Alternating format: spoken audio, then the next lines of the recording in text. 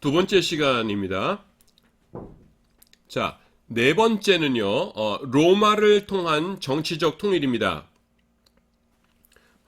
그 첫 번째 강의와 조금 지난 다음에 두 번째 듣는 학생이 있을 것 같아서 정리하면 첫 번째가 뭐였죠? 네, 회당에 있는 하나님을 경외하는 자. 두 번째가 뭐였죠? 네, 알렉산더 대왕을 통한 언어의 통일. 어떤 언어로 통일됐다고요? 헬라어로. 그 다음에 세 번째는 그렇죠. 구약 성경이 원래 히브리어로 되었는데 그것이 헬라어로 번역이 된 거죠. 그러니까 하나님께서 이렇게 순차적으로 역사하신 것이에요. 번역을 하고 싶어도 헬라어로 통일이 되어 있지 않았다면은 그 번역을 할 수가 없었겠죠. 그래서 일단 언어 통일하게 하신 다음에 그 다음에 그 구약 성경이 헬라어로 번역되도록 이렇게 하셨어요. 일단 네 번째는 로마를 통한 정치적인 통일입니다. 이것도 생각해보면 당연한 것인데요. 정치적으로 안정되게 통일되어 있어야지, 그러니까 쉽게 말해서 전쟁이 없어야지 복음 전파가 빨리빨리 되겠죠. 선교사님들이 안전하게 여행하고요. 그거예요. 하나님께서는 로마 제국으로 하여금 지중해 유역을 모두 통일하고 구석구석 도로망을 정비하도록 하셨어요. 그래서 모든 길은 로마로 통한다고 그러죠. 그 덕분에 복음 전도자들은요, 안전하고 신속하게 이렇게 여행을 다닐 수가 있었습니다. 복음 전파에 유리한 환경이 조성된 것입니다. 주전 44년, 정확하게는 이제 3월 15일에 죽은 율리우스 카이사르가 있어요. 보통 우리가 시저라고 하는 사람이요. 이 사람은 라인강 서쪽의 유럽 전체와 브리타니아, 그러니까 그 당시는 영국 남부를 말하는 거예요. 영국 남부를 정복하고 오늘날의 유럽을 하나의 영토 속에 편입시켰습니다. 이 복음은요, 그 속에서 빠르게 전파되었어요. 그리고 주후 2세기, 그러니까 100몇 년, 요때요. 요때를 오현제 시대, 이게 한글로 써놨는데 5명의 현명한 황제들이 다스리던 시대라고 그래요. 오현제 시대 혹은 로마의 평화, 팍스 로마나, 팍스가 피스고요. 평화, 로마나가 로마의 이렇게 되는 거죠. 로마의 평화 시대라고 하는데요. 이 시기는 기독교가 로마 제국 내에서 급속도로 전파된 시기하고 일치합니다. 하나님께서 그 복음이 속히 전파될 수 있도록 모든 조건을 예수님께서 오시기 전에 갖춰주신 것이에요. 그래서 하나님께서는요, 아무 때나 이제 이때쯤 예수님께서 가시면 될까? 예수님을 보내면 될까? 이렇게 하는 것이 아니라 아무 때나 예수님을 세상에 보내셨던 것이 아니라요, 때가 참에 예수님을 세상에 보내신 것입니다. 자, 예수님께서 세상에 오시기 전에 신속한 복음 전파를 위해서 하나님께서 그 역사 속에서 예비해 놓으셨던 것들을 네 가지를 살펴보았습니다. 이제 시간 순서대로 신구약 중간기 시대의 요 역사를 이제 정리해 보도록 하겠습니다. 이게 무슨 말이냐면은 지금 살펴본 것은 그 요 구약 마지막과 그다음에 신약 중간 중에서 중요한 것들 네 가지를 이렇게 살펴봤어요. 이렇게 시간 순서대로 네 가지 살펴봤는데 이제는 요때로 돌아가서 시간 순서대로 역사를 이렇게 한번 이렇게 쭉 살펴보겠다라는 뜻입니다. 자, 통일 왕조 시대와 이스라엘의 분열입니다. 사울과 다윗, 솔로몬 시대까지는 이스라엘이 하나의 통일 왕조를 이루었어요. 하지만 솔로몬의 아들인 르호보암 시대에 와서 이스라엘은 북이스라엘 그리고 남유다로 나뉘었죠. 이름들이 비슷해요. 북이스라엘의 초대왕은 여로보암, 남유다는 르호보암입니다. 그래서 이거 그냥 장난삼아서 내가 어떻게 외우라고 학생들에게 하냐면은, 자, 나라가 둘로 나뉘었죠. 북쪽의 초대왕이 누구예요? 여로보암. 남쪽의 초대왕은 르호보암이죠. 솔로몬의 아들. 그러니까 여기다 미음만 붙이면 어떻게 돼요? 이게 여름이 돼요. 자, 북이스라엘의 몇 지파였어요? 10지파, 남쪽에 2지파, 유다 지파와 베냐민 지파, 나머지 전체는 북이스라엘 소속 이렇게 돼 있었어요. 남유다는 여기 있구나. 남유다는 12개 지파들 중에서 유다 지파와 베냐민 지파로 이루어져 있었고요. 남쪽은. 그다음 북이스라엘은 나머지 10개 지파로 이루어져 있었습니다. 주전 722년에 아수르에 의해서 북이스라엘이 멸망하죠. 그래서 아수르는요, 고대 제국들 중에서도 그 잔인성, 아주 극악무도한 잔인성으로 악명이 높았어요. 그래서 정복민들을 아주 심하게 탄압했습니다. 그렇기 때문에요, 이 아수르는 그 탄압받는 식민지 그 백성들의 이 반란을 두려워했어요. 그래서 그들이 취한 정책이 뭐냐면은 이주 정책과 혼합 정책이었습니다. 이주 정책이라는 건 뭐냐면은 그 피정복민들이 원래 살았던 곳에서 다른 낯선 곳으로 뿔뿔이 흩어져 살도록 만든 정책이었고요. 혼합 정책은 뭐냐면은 서로 다른 민족들끼리 함께 모여서 살도록 만든 정책이었어요. 그러면 자연스럽게 결혼을 통해서 이렇게 피가 섞이게 되겠죠. 그렇게 되면 어떻게 되겠어요? 그 피정복민들이 정체성을 잃어버리게 돼요. 막 섞였기 때문에. 그래서 그들이 단결해서 아수르에 대항하는 것이 어려워지겠죠. 이 정책 때문에 북이스라엘 사람들은요, 사방으로 흩어졌고요. 그들이 떠나간 자리는 또 여러 곳에서 온 다양한 사람들로 채워졌습니다. 그런데 그들은요, 그냥 몸만 온 곳이 아니라 각기 자신들이 섬기던 우상들을 가지고 북이스라엘 땅으로 왔어요. 그 결과 북이스라엘은요, 이 종교와 또 인종이 아주 크게 혼합된 그런 모습을 보이게 되었습니다. 그래서 이 남유다 사람들은 이제 북이스라엘 지역은 이제 부정해졌다, 더러워졌다 이렇게 생각했어요. 이것이 예수님 당시에 유대인들이 사마리아 사람들을 업신여겼던 이유입니다.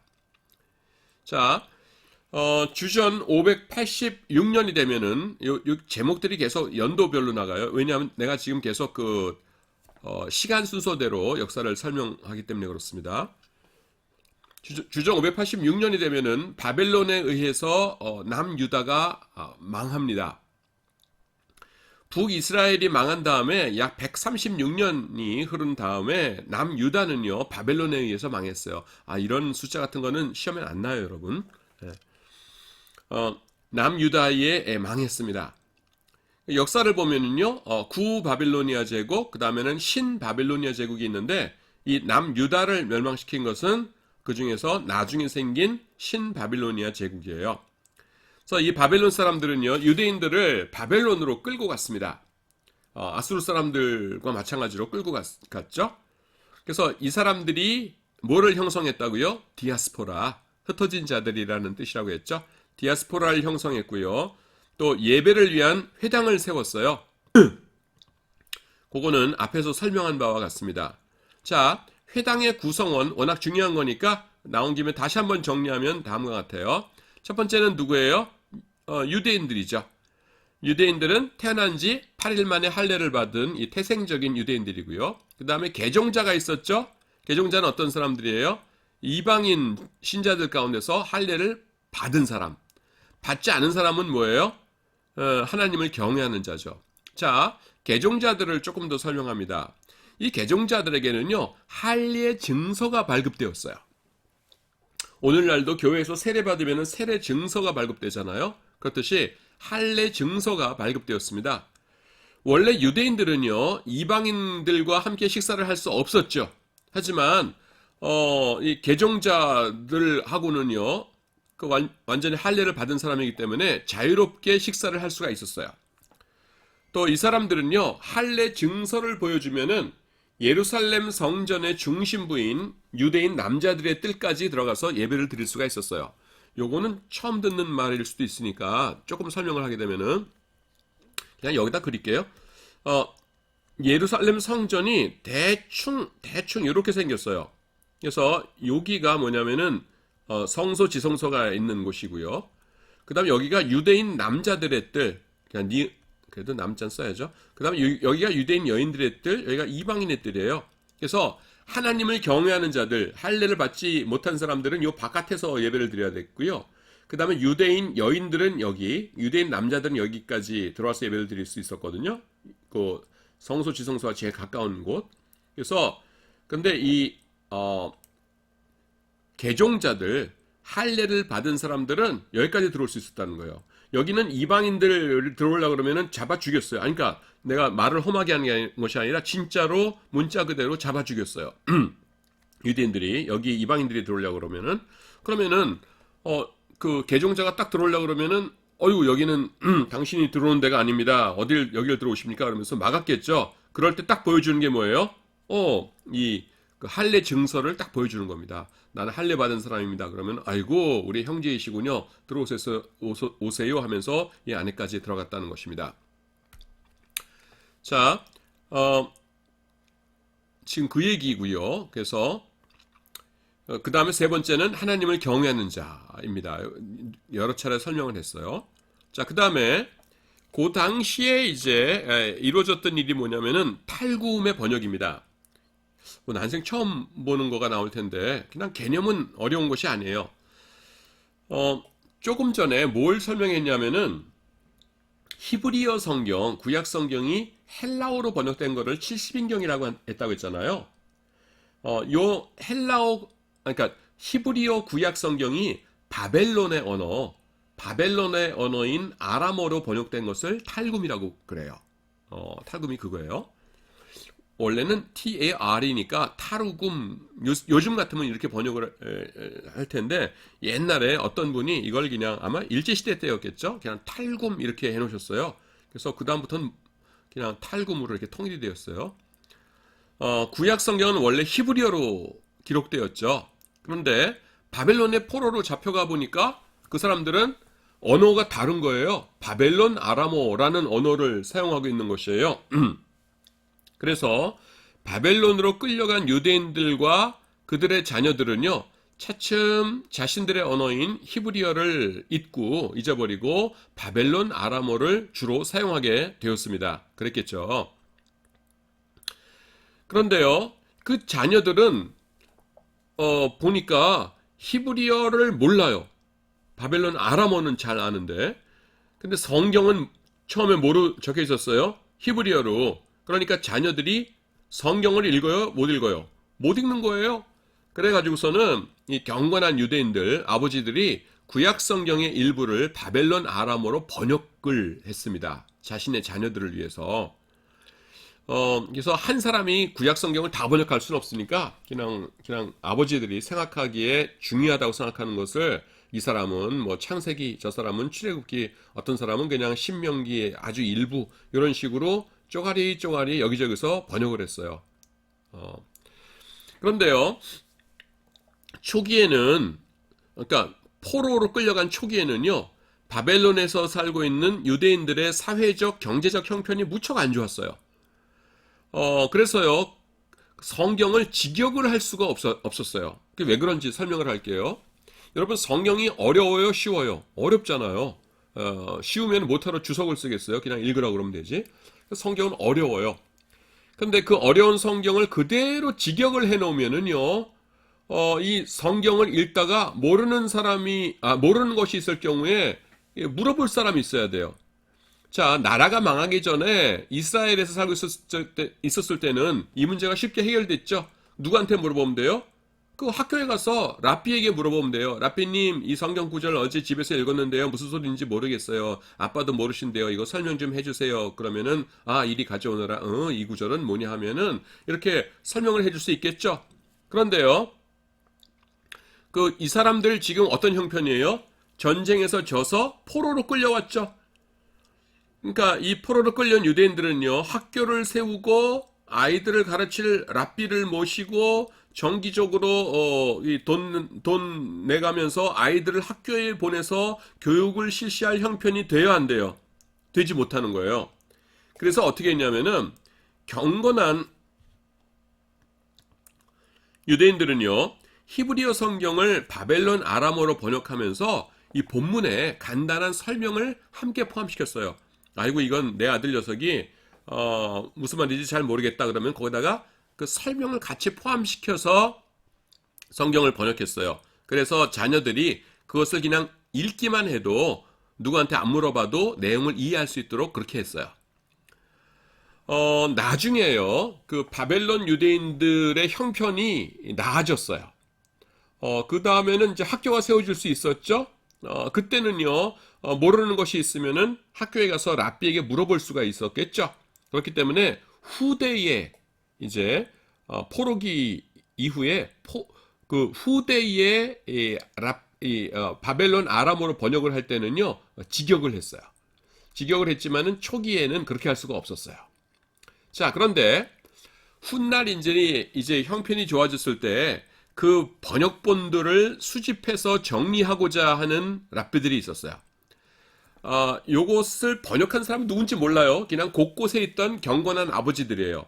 그리고 그냥 형편에 따라서 쪼가리 번역했다고 그랬죠. 어떤 사람은 창세기, 어떤 사람은 뭐 출애굽기 중에서 조금, 어떤 사람은 뭐 레위기 중에서 조금 이렇게 번역을 한 거예요. 그러니까 학자들이 저거 내가 돌아다니면서 쭉 수집해가지고서는 하나의 책으로 묶고 싶군, 이런 생각을 한 사람들이 있었죠. 그래서 이 사람들은 곳곳을 돌아다니면서 이 번역본들을 수집을 했습니다. 이 마을 가서는 요거, 저 마을 가서는 저거, 이렇게요. 이 경건한 유대인들이 각기 자기가 중요하다고 생각하는 책들을, 성경책들을 번역했기 때문에 한 곳에 모든 책들이 있는 경우는 없었어요. 거의 없었어요. 이 마을에서는 창세기, 저 마을에서는 출애굽기, 이런 식으로 수집을 했습니다. 그리고 그 수집한 사람들은요, 이렇게 수집한 번역본들을 잘 편집해서 아람어로 된 번역 성경을 세상에 내놓았습니다. 탈굼 온켈로스, 탈굼 요나단 등이 그런 것입니다.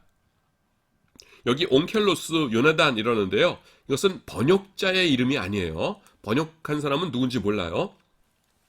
그것이 아니라 편집자의 이름입니다. 그것들을, 자료들을 모아서 이제 하나로 이렇게 잘 정리한 그 사람들의 이름이에요. 즉, 온켈로스라는 랍비가 여기저기 돌아다니면서 수집해서 편집한 아람어 번역본 성경이 탈굼 온켈로스예요. 이 탈굼 온켈로스는요, 탈굼 요나단에 비해서 이 문체가 직역에 가깝다라고 이렇게 평가되고 있습니다. 자, 세월이 또 흘러요. 주전 539년입니다. 539년은 어떤 해냐면은 메데 바사에 의해서 바벨론이 멸망해요. 자, 처음에 아수르였죠? 그 다음에 바벨론이었죠? 바벨론 다음이 메데 바사입니다. 이 바벨론은요, 주전 539년에 메데와 바사의 연합군에 의해서 멸망합니다. 성경에는 메데 바사 이렇게 나왔는데, 세상 역사책에는 메데는 메디아를 말하고요, 바사는 우리가 잘 아는 페르시아를 말합니다. 근데 성경에 보면은 이 메데라는 이름은요, 그냥 잠깐 나오다가 사라져요. 왜 그러냐면은 메데가 이 바사에 복속되었어요. 그냥 편입되어 버렸기 때문입니다. 그 메데는요, 바사보다 영토의 크기는 더 컸어요. 근데 왜 바사에 복속됐냐면은 이 바사의 고레스라는 왕이 있었는데, 이 고레스가 워낙 유능한 왕이었어요. 그래서 이제 그에게 복속된 겁니다.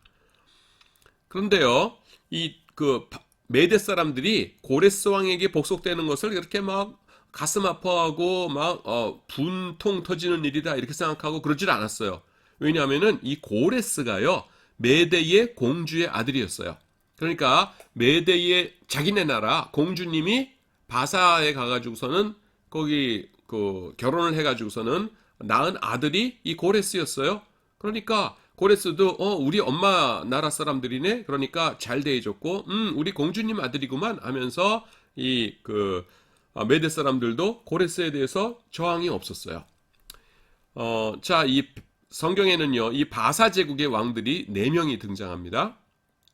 살펴보도록 하죠.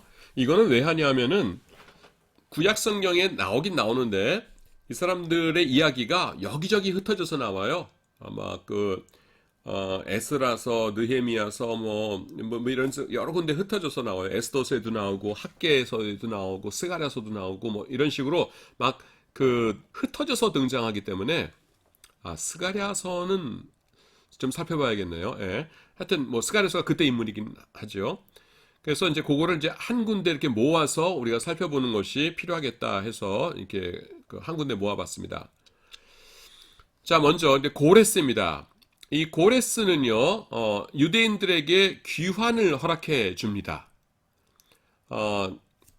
여러분들이 포로로 끌려와서 그동안 고생 많았어요. 고향 땅에 가고 싶으시죠? 고향 땅에 가고 싶은 사람들은 다 돌아가셔도 돼요 하면서 귀환을 허락해줘요.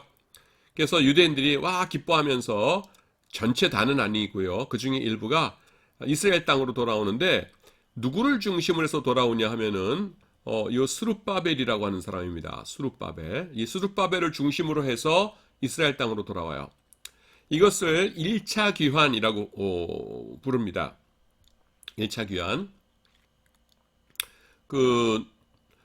스룹바벨은요, 어떤 사람이냐 하면은 다윗의 핏줄을 이어받은 왕손이에요. 옛날에는 그 왕의 자손, 왕의 핏줄을 이어받은 뭐 이런 사람이 중요했죠.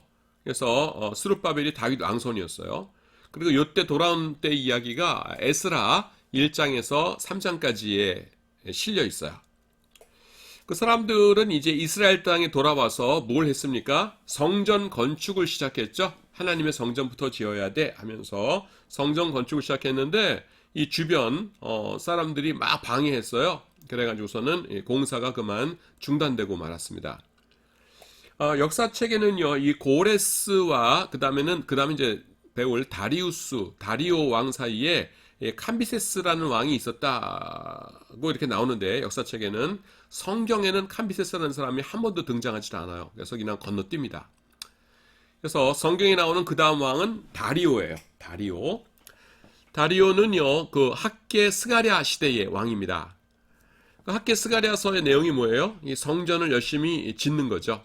학계 스가랴는 성전 건축이 중단되는 것을 안타까워하면서 백성들을 막 독려하지요. 그래서 성전 건축을 완성시킵니다. 그때가 몇 년도냐 하면은 515년경이에요. 여기서 조금 설명할 게 있는데 이건 뭐냐면은 515라는 숫자가요. 가만 보면은 참 놀라운 숫자입니다. 이게 뭐냐면은 하나님께서는요. 예레미야에게 그 바벨론에서 포로로 얼마 있을 거냐? 70년간 있을 거다 이렇게 말씀하셨어요. 예레미야서 25장 11절 보시면은 이 모든 땅이 폐허가 되어 놀랄 일이 될 것이며 이 민족들은 몇 년 동안? 70년 동안 그렇죠. 이렇게 같이 대답해 준 사람들 고마워요. 70년 동안 바벨론의 왕을 섬기리라 이렇게 예언하셨어요. 근데 바벨론의 느부갓네살 왕에 의해서 성전이 무너진 것이 언제예요? 주전 586년. 그러니까 515년이면요 거의 정확히 70년 후에 새로운 성전이 지어진 것입니다. 다리오 왕 때 그런 일이 있었어요. 그리고 아하수에로 왕이 나오는데요. 이 사람은 에스더서에 나오는 왕입니다. 이 사람은요 그리스와의 전쟁, 페르시아 전쟁에서 아주 중요한 역할을 했던 왕으로 알려져 있습니다. 그 어떤 역사가들은요, 이 아하수에로가 페르시아 전쟁에서 원했던 결과를 얻지 못했기 때문에 에스더서에 나오는 것처럼 이렇게 방탕한 생활을 했을 것이다 라고 말하기도 합니다. 에스더서 읽어보면 맨날 뭐 술 마시고 놀기만 하고 그러거든요. 그래서 이 사람이 왜 그랬나 하면은 전쟁에서 지고 와가지고서는 스트레스 때문에 그랬다는 거예요. 그 다음에 이제 네 번째 바사제국 성경에 나오는 마지막 왕입니다. 아닥사스다 왕입니다. 아닥사스다.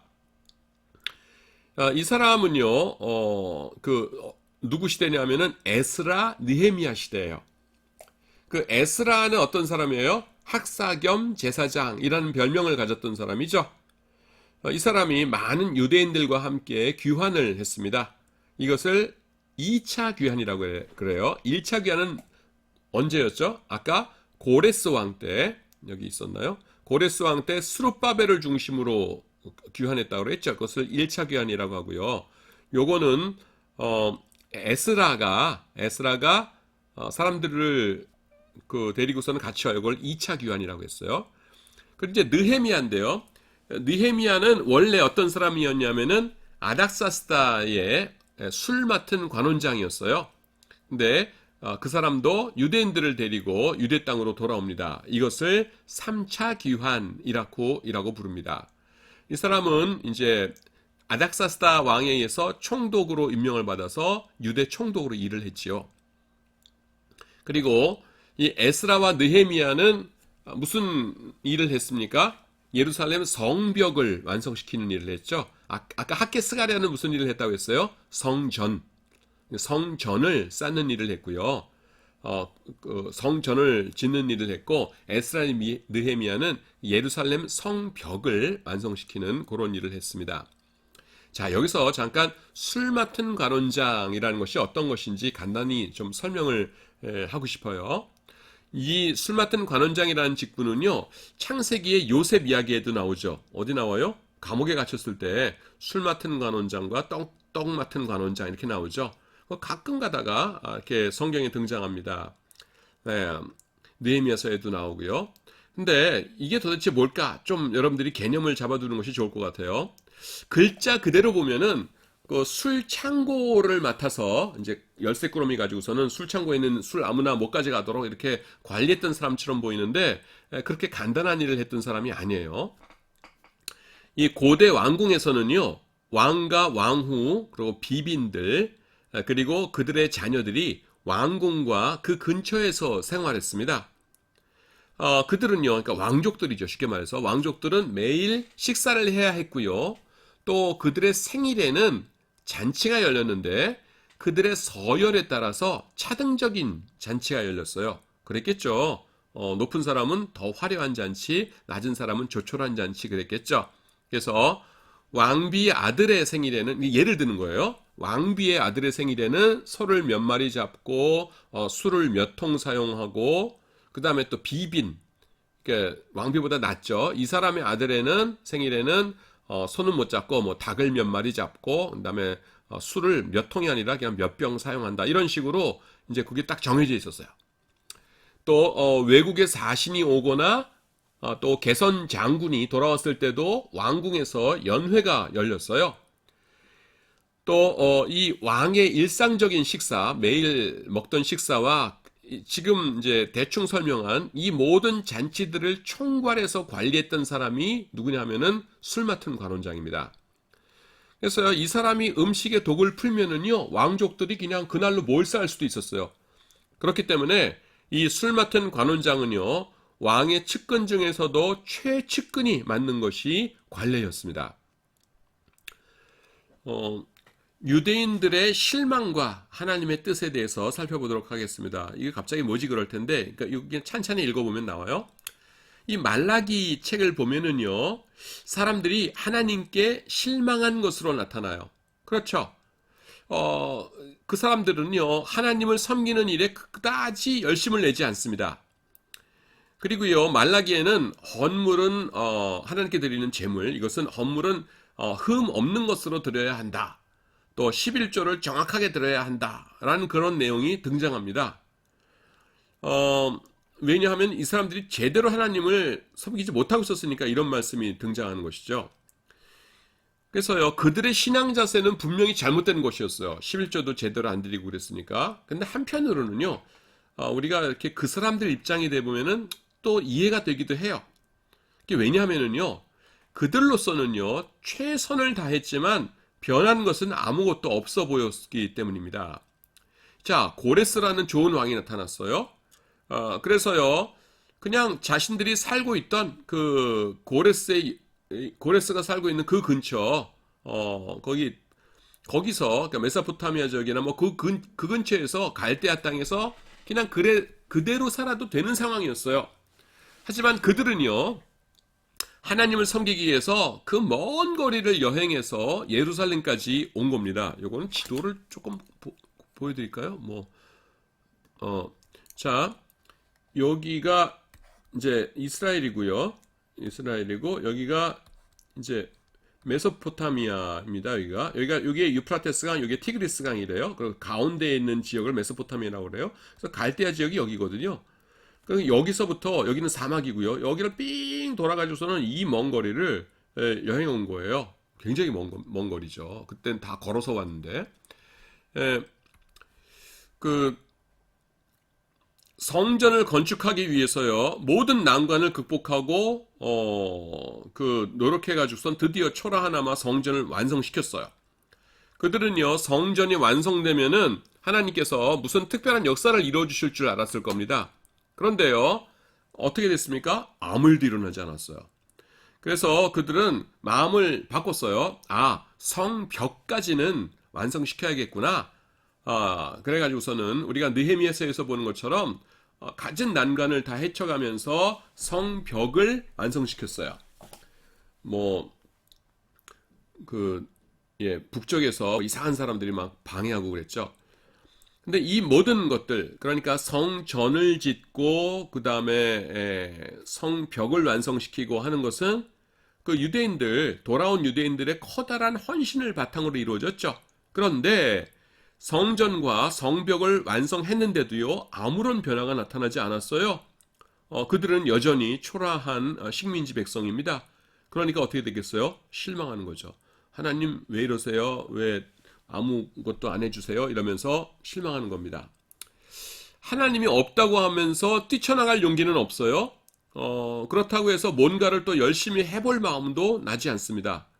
왜냐하면은요, 그들 나름대로는 정말 모든 것을 다해서 헌신을 했는데 하나님께서는 아무런 변화도 보여주시지 않았으니까 말입니다.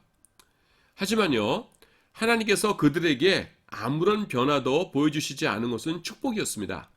만약에 그들이 지은 성전을 봉헌할 때 이 솔로몬 성전이 완성될 때처럼 열왕기상에 나오죠. 완성됐을 때처럼 하늘에서 불이 내려와서 이제 제물을 사르고 또 하나님의 영광의 구름, 이걸 이제 쉐키나라고 부르는데요. 이 쉐키나가 임해가지고서는 그들을 이렇게 덮고 했다면은요, 당장은 기분이 좋았을 거예요. 하지만 그건 뭘 뜻해요? 다시 율법 시대 초기 성전 시대로 돌아가야 한다는 것을 뜻합니다. 하지만 지금은 어떤 시대예요? 지금은 어떤 시대냐 하면은 이제 율법으로는 구원의 희망이 없다는 것을 알았고 이제 조금 기다리다가 예수님을 맞아야 하는 그런 시대예요. 그래서 그들에게 아무런 기적도 보여주시지 않은 것은 축복입니다. 자, 역사가 이렇게 진행돼요. 이제 성전을 솔로몬이 지었죠. 율법 열심히 살려고 노력했어요. 근데 다 실패했죠. 그러니까 율법 가지고 너네 구원 못 얻는다. 너네 율법 제대로 못 지키는 거 알았지? 그 다음에 이제 내가 준비한 것이 있어. 나 예수님을 보내주마. 이렇게 돼야 되거든요. 지금 근데 새로운 성전은 시대가 여기거든요. 그러니까 이 시대는 뭐냐면 조금 견디다가 예수님을 영접해야 되는 시대예요. 그런데 이때 이 사람들이 성전 졌다고 해서 하나님께서 불 내려주시고 뭐 쉐키나 임하게 해주시고 그러면 뭐예요? 이 시대가 다시 일로 돌아가는 거죠. 그럼 이 시대가 반복돼야 되는 거죠. 그러면 이건 뭐예요? 그건 저주예요, 저주. 그건 축복이 아니에요. 그래서 하나님께서 아무것도 안 해주신 겁니다. 지금 솔로몬 성전 때처럼 하나님께서 그 성전을 축복해 주시면은요, 그것은 역사적인 퇴보입니다. 그렇겠죠? 예. 하지만요, 유대인들은 그 당시에 성전을 열심히 짓고 또 성벽을 이렇게 만들었던 유대인들은요, 그걸 몰라요. 그래서 실망합니다. 그래서 어떻게 돼요? 말라기에 보는 것처럼 헌물도 대충 드리고, 그 다음에 11조도 정확하게 드리지 않아요. 하지만 하나님께서요, 그 사람들은 미워하신 것은 아니에요. 하나님께서는요, 그들의 헌신을 충분히 기쁘게 받으셨습니다. 여러분, 그 사실을 우리가 어떻게 알 수 있어요? 느헤미야 3장에 보면은요, 헌신한 사람들의 이름이 일일이 실명으로 아무개 하면서 실명으로 적혀 있어요. 이게 무슨 뜻이에요?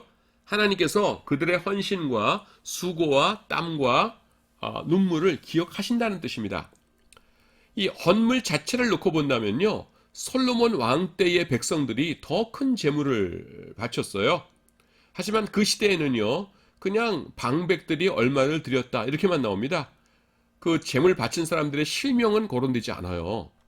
자, 볼까요? 대상 보시면은 역대상이에요. 이에 모든 가문의 지도자들과 이스라엘 모든 지파의 지도자들과 천부장과 백부장과 왕의 사무관이 다 즐거이 드리되 뭐 금 5,000달란트, 금 10,000다리 뭐 엄청나게 많이 드렸죠. 하지만 그 사람들 이름 나와요? 안 나와요. 그냥 천부장, 백부장 이렇게만 나와요. 하지만요, 느헤미야 3장에서는요, 그 한 장 전체에 걸쳐서 이 헌신한 사람들의 이름이 정성스럽게 거론됩니다. 무슨 뜻이에요? 하나님께서 기억하신다는 뜻입니다. 하나님께서 그들을 사랑하신다는 뜻이에요. 그러나 성전에 불을 내리시지는 않지요. 왜 그러세요? 이제는 조금 있다가 예수님께서 세상에 오셔야 하기 때문입니다. 자, 그때에 또 무슨 일이 발생했냐면은 하시딤이라는 사람들이 등장합니다. 오늘 참 난생 처음 듣는 얘기들이 많이 나오죠. 뭐 아까 쿰난 이런 것도 처음 들었고요. 어떤 사람들은 이제 septuagin트 뭐 이런 것도 처음 듣는 얘기였을 텐데 대부분의 사람들이 그러겠죠. 또 모르는 거 나와요. 하시딤. 그래서 다시 말씀드리는 거예요. 여러분들 그 시험 오픈북입니다. 그러니까 하시딤이라는 것이 어떤 사람들이다라는 거 알아두면 빨리 여기 와서 그냥 찾으면 되는 거죠. 하시딤이라는 거 외우고 그럴 필요는 없고요. 자, 그 신구약 중간기 때 내가 꼭 필요하다. 내가라는 게 이제 교수예요. 꼭 그 학생들이 알아야 되겠다라는 것만 간추려서 지금 하고 있는 것이에요. 하시딤도 여러분들은 낯설겠지만은 굉장히 중요한 사람들이기 때문에 지금 이제 강의에 포함시켰습니다. 자, 이렇게 사람들이 실망해가지고서는 쭉 늘어져 있었어요. 요때에 그래도 우리는 하나님의 율법을 연구하고 그 말씀에 순종해야 돼 라고 하면서 신앙생활에 열심을 내는 사람들이 나타났어요. 성경에는 안 나타나는데요. 유대 역사에서는, 역사책에서는 이 사람들을 뭐라고 부르냐면은 하시딤이라고 부릅니다. 이 사람들은 신구약 중간기 시대 내내 중요한 역할을 했어요. 전쟁이 없을 때는 하나님의 말씀을 열심히 연구하고 가르치고 그랬고요. 그 다음에 전쟁이 났다 그러면은 우리가 하나님의 영광을 위해 싸워야 돼 하면서 그 무기를 들고 열심으로 나가서 싸우고 그랬습니다. 자, 이 하시딤에 대해서는요 앞으로 몇 번 더 설명할 기회가 있을 것입니다. 자, 또 이렇게 별표하고 또 제목이 등장했네요. 주전 356년부터 323년까지입니다. 알렉산더 대왕이에요. 알렉산더 대왕이 356년에 태어나서 323년에 죽었어요. 자, 머릿속으로 빨리 암산해 보세요. 몇 살에 죽었어요? 33세에 죽었죠. 56 빼기 23 하면 33이니까 33살에 죽었어요. 자, 지금 우리가 나라별로 따져보고 있는데요. 제일 처음에 그 아수르, 그 다음에는 바벨론, 그 다음에 바사 제국, 메대 바사, 그죠? 그 다음에 이 바사 제국을 멸망시킨 거가 이 알렉산더 대왕이에요. 이 사람은요 어디 사람이냐면은 마케도니아 사람입니다. 지금 여러분들이 터키랑 그리스 지도를 보시면은 대충 이렇게 되어 있어요. 이렇게 이게 터키고 그 다음에 여기에 이제 그리스인데요. 그리스 북쪽 여기를 마게도니아라고 그래요. 여기가 고린도고요. 고린도. 마게도니아라고 하는데 요 마게도니아 사람입니다. 그래서 아버지가 이제 필리포스 2세인데요. 그 이 사람이 이 마케도니아와 그리스를 모두 정복을 했어요. 싸움을 잘했어요. 그래서 봤더니만은 그리스에 공부 많이 한 대학자들이 많거든요. 그래서 우리 아들 내 사랑하는 알렉산더의 가정교사를 구해줘야겠다라고 봤더니만은 누가 제일 똑똑해요? 아리스토텔레스요. 그래서 아리스토텔레스를 초빙했어요. 근데 아리스토텔레스가 알렉산더 대왕의 가정교사가 되기에 굉장히 좋은 조건이 있었는데 그게 뭐냐면은 활동은 남쪽 그리스에서 했는데요. 이 사람의 원래 고향은 어디냐면은 마케도니아예요. 마케도니아가 고향인 사람이 그리스 가서 활동하고 있었던 것이에요. 그러니까 딱이죠. 그래서 그 알렉산더를 가르치게 되었습니다. 그래서 알렉산더 대왕은요, 이 아리스토텔레스로부터 최고의 헬라 문화를 교육받았어요. 그 중에 제일 중요한 게 뭐겠어요? 헬라어죠. 이 언어. 그래서요, 이 알렉산더 대왕은 죽을 때까지 정복한 모든 곳에 이 헬라 문화를 퍼뜨렸습니다. 그래서요, 그의 영토에서는 일종의 혼합 문화가 형성이 되었어요. 합리적이고 또 이렇게 분석적인 그리스 문화하고 그 다음에는 그 직관적이고 이렇게 신비한 소아시아 문화가 만나서 독특한 문화가 형성된 겁니다. 우리 그리스 문화 하면은 뭐 머릿속에 딱 떠오르는 게 유클리드의 기하학 같은 거요. 예, 그런 것들이 떠오르잖아요. 그런 것들은 딱 합리적이고 딱 분석적이죠. 근데 동양의 신비 문화라는 건 뭐예요? 한밤중에 무슨 촛불 같은 거 껴놓고서는 옴 하면서 밤에 이렇게 무슨 뭐 영 받는다 그러고 기도하고 이 동굴의 기운을 내가 빨아들여야 돼 그러면서 옴 하면서 뭐 묵상하고 있고 이런 것이에요. 이거는 직관적이라는 게 뭐예요? 남한테 객관적으로 설명이 안 된다는 거예요. 그냥 자기만 아는 거고. 그리고 신비적인 이 두 문화가 이제 만나게 되는 겁니다. 이 만나서 형성된 것이 뭐예요? 헬레니즘이에요. 이거 왜 설명드리냐면은 보통 헬레니즘이라고 하면은 그냥 헬라 문화다 이렇게 생각하거든요. 아니에요. 헬라 문화랑 그 알렉산더가 정복한 지역의 지역 문화랑 혼합된 것이 헬레니즘이에요. 혼합된 것이 헬레니즘이에요. 그래서 알렉산더 대왕 때부터 이 사람이 주전 323년에 죽었죠. 대왕 때부터 한 300년 동안을 헬레니즘 시대라고 이렇게 부릅니다. 그 이후에는 뭐예요? 로마 문화가 워낙 셌죠. 예. 그 다음에 이 알렉산더 대왕이 헬라어로 언어 통일을 해요. 앞에서 살폈던 것이죠. 알렉산더 대왕의 업적들 중에서 우리에게 가장 중요한 것은 그가 헬라어를 자신의 제국 전체의 공용어로 만들었다는 것입니다. 만약에요, 이 알렉산더가 없었다면은 초대교회 선교사들은 어떻게 해야 됐을까요? 높은 산 하나 넘을 때마다 새로운 언어가 나타나니까 그것 언어를 배워야 돼요. 아니면은 같은 언어라고 해도 사투리가 워낙 심했겠죠, 옛날에. 그러니까 그 사투리를 배웠어야 되는 겁니다. 그리고 문자가 없는 사람들을 만나면은 어떻게 해줘야 돼요? 그들의 언어에 필요한 문자를 만들어주고요. 그 문자와 언어를 사용하여서 성경을 번역해 주었어야 될 겁니다.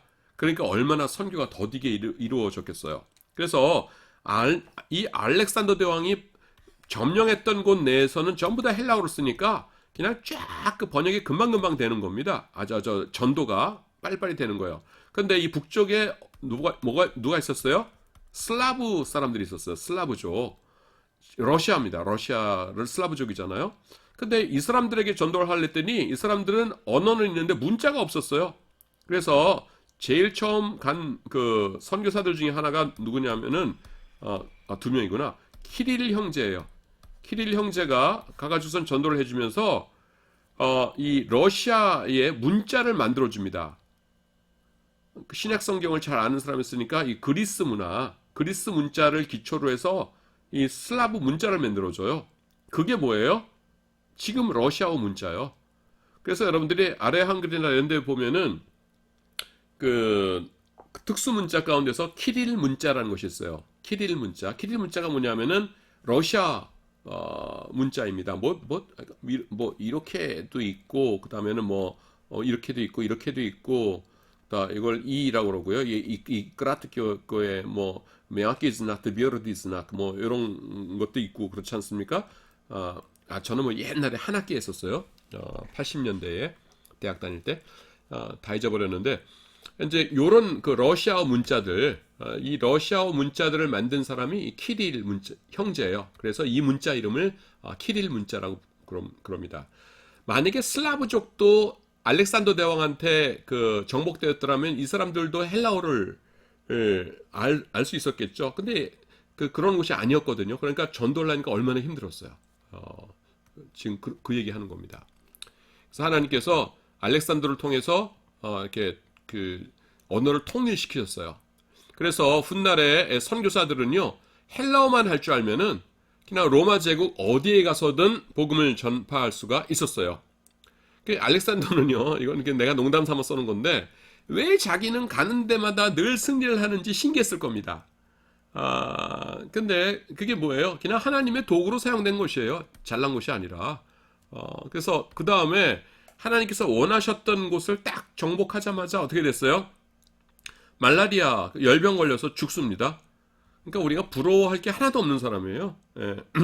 33살 될 때까지 죽어라고 전쟁터에서 싸움만 하다가 얼마나 긴장했겠어요? 싸움만 하다가 그 다음에는 헬라어 퍼뜨리고 그 다음에 이제 그냥 하나님의 도구로 사용되다 이제 죽은 겁니다. 자, 이 알렉산더는요 예루살렘도 점령했는데요. 몇 년 내에 점령했냐면은 BC 주전 330년에 점령합니다. 그리고 323년에 33살의 나이에 열병에 걸려서 죽지요. 그래서 7년 전에, 죽기 7년 전이었으니까 26살 때 예루살렘을 점령했네요.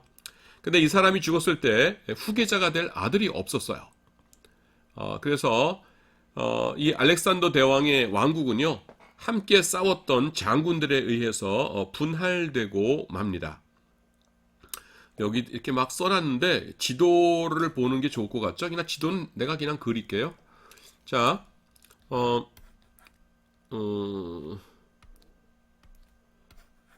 여기에 이제 마게도냐고요. 여기 그리스입니다. 이게 터키가 있고요. 이렇게 있고 시나이 반도, 그 다음에 유프라테스강, 티그리스강, 여기 메소포타미아, 여기가 인도예요. 자, 그래서 이 사람이 정복한 곳이 어디냐 하면은 그냥 원래 마게도냐는 자기 땅이었으니까 이렇게 해가지고서는 여기까지 해가지고서는 여기까지 이렇게 정복을 다 한 거예요. 그 다음에 그냥 여기쯤에서 죽어버렸어요. 그래서 죽고 나니까 나라가 어떻게 잘렸냐면 이렇게 하나 사람이 가져가고요. 그 다음에 이렇게 하나 잘리고요. 그 다음에 이렇게 잘렸어요. 그런데 이 터키하고 그 다음에 마게도니아, 그리스 요거는 그냥 그 동질성이 워낙 강해서 그랬는지 그냥 하나로 금방 통일이 돼 버렸어요. 이 넷으로 갈렸다는 게 뭐냐면은 여러분 이 네 사람의 장군들이 나눠 가졌어요. 알렉산더 대왕이 전쟁을 할 때 자기와 같이 싸웠던 나이는 비슷한 그 장군들이 있거든요.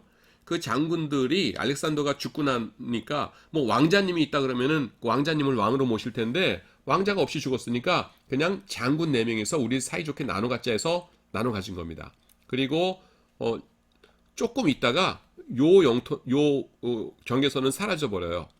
그래서 이렇게 이제 하나, 둘, 세 개가 나뉘는데 요 부분, 그러니까 지금의 터키와 마게도니아와 그리스를 합한 것을 뭐냐면 안티고누스 왕조라고 그랬고요. 안티고누스.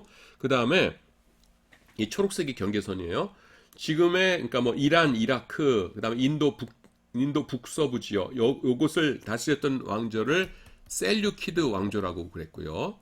그 다음에 여기 이스라엘이 여기 있잖아요. 이스라엘과 여기 애국, 이스라엘과 이집트를 다스렸던 왕조를 톨레미 왕조라고 그래요. 톨레미. 그래서 영어로는 Ptolemy인데 라틴어를 읽을 적에는 프톨레미라고 하고요. P를 발음해서 영어로 할 적에는 앞에 P하고 자음했을 적에는 P를 발음 안 해요. 사이코가 뭐예요? Psycho죠. 사이코. 근데 이거 프사이코. 아유 저 사람은 너무 프사이코야 그러지 않잖아요. P 묵음이잖아요. 이렇듯이 톨레미 이것도 영어로 읽을 적에는 이제 묵음으로 발음이 됩니다. 그래서 톨레미 왕조예요. 자, 이렇게 해가지고서는 안티고누스, 그 다음에 이렇게 해서 셀류키드, 톨레미 왕조 이렇게 됩니다. 자, 그거를 여기다 이렇게 설명을 하는 거예요. 안티고누스 왕조는요, 요거는 셀류키드, 또 안티고누스 왕조, 셀류키드 왕조, 톨레미 왕조인데요. 안티고누스 왕조는 지금의 터키와 그리스, 조금 전에 지도 생각나죠? 그리고 마케도니아를 지배했고요. 셀리키드 왕조는 지금의 이란, 이라크 지역, 동쪽 지역 다스렸고요. 톨레미 왕조는 이집트와 팔레스타인을 통치했습니다. 자, 그래서요. 조금 전에 이제 지도에서 봤듯이 우선 제일 먼저 통치를 받은 것이 어디에 통치를 받았냐면은 톨레미 왕조에 통치를 받았어요. 톨레미 왕조의 지배를 받았습니다. 톨레미 왕조는 어떤 사람들이었냐면요, 경제적으로는 유대인들에게 압력을 가했어요. 저기 식민지니까 당연히 압력을 가했겠죠. 하지만 종교적으로는요, 자유를 주었습니다. 하나님 믿는다는 거 아무 터치도 하지 않았어요.